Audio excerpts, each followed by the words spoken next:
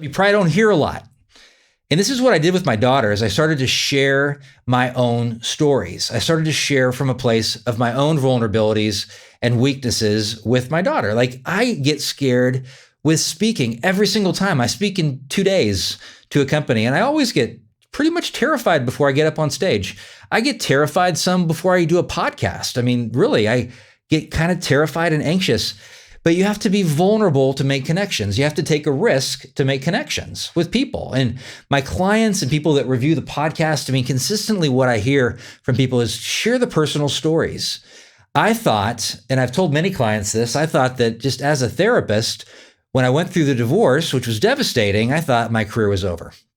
Who's going to trust me? Who's going to listen to me with tips on communication? Who's going to respect a guy that went through a divorce in a counselor role, a family therapist role kind of type thing? But what I've found is, I have lost some clients because of that, but I've also gained a tremendous amount of trust because they know that I'm willing to be open. I hid it for a while, a long time. I didn't want anyone to know about it. Actually, honestly, I just kind of dreaded. I wore my wedding ring for a significant period of time after my divorce was finalized. I didn't want anyone to ask me about it.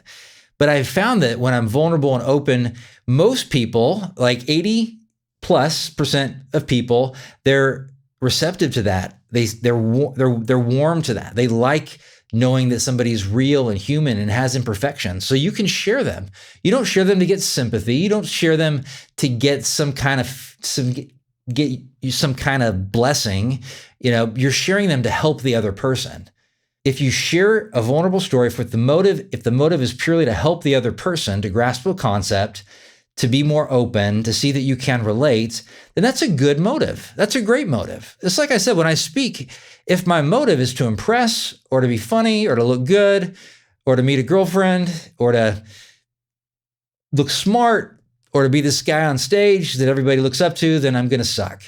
But if my objective is to help the people in the audience and to look at them and say, there are some people in this audience that I may have been blessed with some information and tools and tips that can actually help them, then I lose my fear. It goes away. So if your motive is to share your own stories to help, it's going to be a wonderful thing.